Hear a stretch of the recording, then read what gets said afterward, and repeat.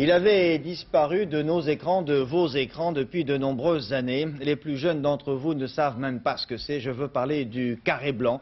Il se situait quelque part par là, il y a quelques années de ça, à droite de votre écran. Et il vous signalait que le programme en cours allait présenter quelques audaces, quelques excès dans le domaine du sexe ou de la violence, par exemple. Or, un sondage publié cette semaine démontre que les Français souhaitent en majorité le retour de ce carré blanc. En fait, c'est le débat sur la violence à la télévision qui est relancé à l'initiative d'ailleurs de notre chaîne, Antenne 2. Mais qu'est-ce qui est le plus violent? Une fiction ou un reportage qui montre la réalité des événements?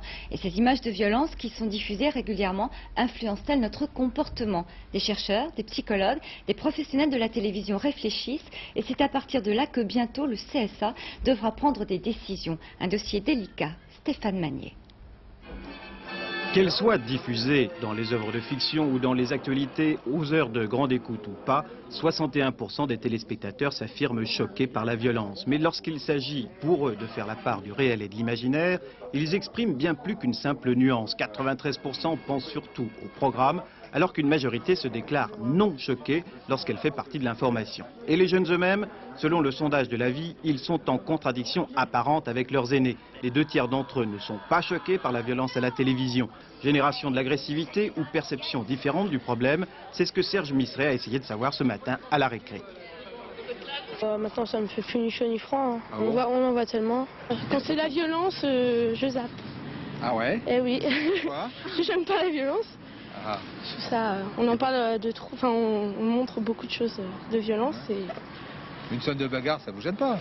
Non, mais quand c'est bon, quand on commence à tuer, que c'est comme ça, on tue tout le monde. Comme ça, Oui, mais à la beaucoup, suite, il y c'est a débile. beaucoup de films où on tue quand même. Oui, il y en a beaucoup, ouais. Ouais. Quand le méchant se fait tuer, ça vous dérange pas? Non, quand c'est le bon, ça me dérange, mais quand c'est le méchant, non. À partir de quel moment la violence doit plus être regardable? Ben quand c'est vraiment horrible. Ouais, quand c'est... Je sais pas. Une bagarre, ça se regarde. Ouais. Et quels sont ceux qui, dont les parents les empêchent de regarder les films d'horreur parmi vous? Ouais. Et vous les regardez quand même, je présume? Ouais. En colonie.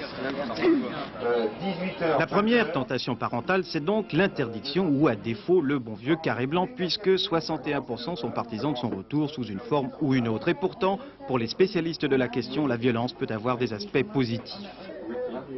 Je ne pense pas qu'il faille censurer, je pense qu'il faut montrer les unes et les autres. Et je crois, ce qui me paraît très important, c'est que les parents puissent, pendant et après ces émissions, discuter avec leurs enfants, communiquer avec eux, et qu'au fond, je dirais pas la consommation, mais la perception de l'image télévisée, de la séquence télévisée, soit quelque chose qui ne soit pas une espèce de produit fini, mais que ça puisse donner l'objet à des discussions, à des échanges et à des communications au sein du milieu familial.